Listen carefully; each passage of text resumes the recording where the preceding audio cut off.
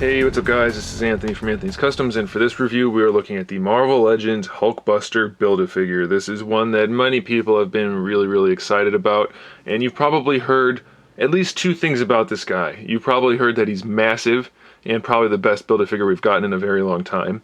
That counts as one thing. And then the other thing you've probably heard is that he needs more paint. Now, I agree with the first, and I don't know if I agree with the second, which is probably not something you expected me to say. But I think he actually has probably a good amount of paint for what he is. Let's get into the figure and we'll talk about it a little bit more. He stands roughly 9.5 inches tall, which puts him at about 24 centimeters. So he's definitely not gigantic, you know, at only 9.5 inches tall. He still pales in comparison to figures like the Sentinel or Fin Fang Foom. So all you guys that are saying, oh, this is the best Build-A-Figure and he's finally a big one. Yes, he's a big one. Still not anywhere near the big ones from before. Now, I'm not complaining, I'm just saying, if you were not collecting a long time ago, then this guy is super impressive. If you were collecting back when those guys came out, this is a step in the right direction, but still, you're probably waiting for another big one. Again, best Build-A-Figure we've gotten in a long time. That's not saying a whole lot, but it is still a really good Build-A-Figure. Hopefully you're following me here. I like this guy a lot, but let's not get carried away because it's the HULKBUSTER, okay? It's good, but it's not nearly as impressive as the old good Build-A-Figures. Okay, so he's massive. He's really heavy. I haven't actually weighed him, but I'm gonna say at least 2 pounds. It's almost solid plastic. The only thing that's pretty much hollow is the torso up here. And I think he has enough paint. I mean, obviously he could look way better. Right, I mean, we could paint all kinds of details in there and give him shading and stuff, and it would only make the figure look better. But given that what we've gotten in the past, recent past, has been pretty much devoid of paint altogether, this guy has a pretty good amount. And I don't normally base things like that, you know, if it needs more paint, it needs more paint, but I think he's got enough going on that it doesn't look too bad. I think it has enough shading that it'll fit in with the Legends, or not shading, but enough paint that it'll fit in with the Legends just fine. Would a paint job be better? Yes. This is good enough, I think. So let's talk about the articulation. The head is on a hinged ball peg, really tiny ball peg, and the head does end up kind of just floating a bit. You can, I don't know, I don't remember if it was that gappy in the movie. I thought it was kind of like a solid piece, but either way, once you get it on there and posed, it looks okay. So that's fine, you can make it look up, but then you can see what I'm talking about, it looking a little weird. But it works well enough, so that's fine. And I think the paint on the face is pretty good. We have the silver outlining the gold, and then the eyes have the black and the light color in there, and the black around here. I'm pretty okay with it. I'm okay with that. For the most part, I think it looks good. And then for the shoulders, we have the standard swivel, ratcheted swivel here, and then the hinge for the shoulder there. You can get the arm almost all the way out horizontally, which is fine. The shoulder pads don't get in the way, even though they're fixed. We have our bicep swivel up here, so that's a good thing. We also have the elbow swivel, which is redundant, but it doesn't hurt anything, so that's fine.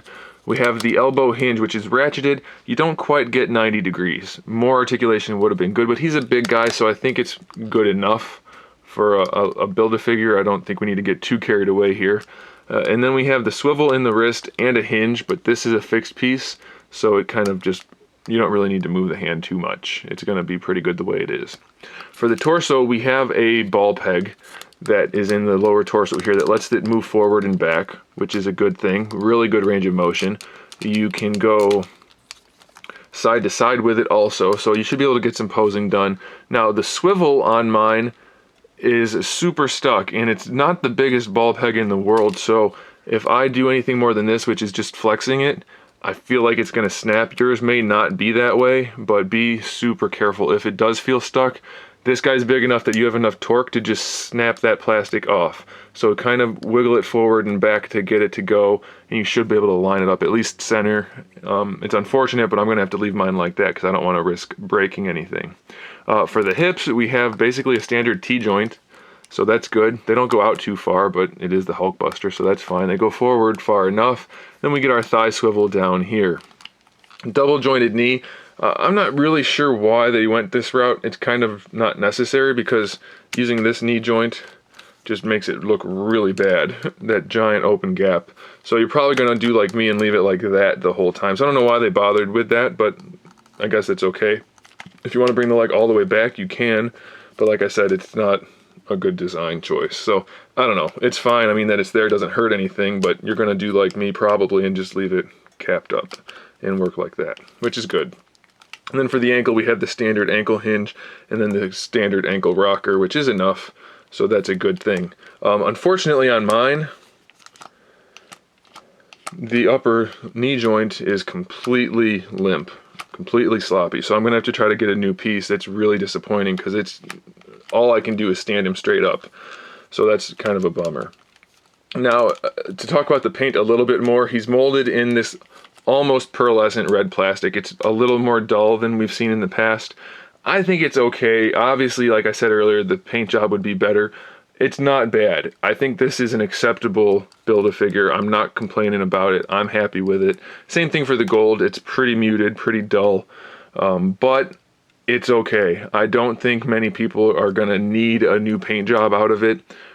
If I'm okay with it, I'm guessing most of you will be also. So I think you'll be pretty happy. We do get the paint job in here for the arc reactor there, and then the thrusters back here are painted. So yes, it could be better, but it doesn't have to be. I think it's more than acceptable, and just the sheer size of it is probably gonna make most people smitten. So I think you guys are gonna be pretty happy with it. If you don't have one yet, you probably wanna track one down. It's easily worth adding to the collection. The one gripe I have, based on the movie, which this is from, it should be fairly large compared to your standard Iron Man suit. It's not as big as it should be. Iron Man should be maybe like, or the Hulkbuster should maybe be like an inch taller, I'm thinking, compared to this guy.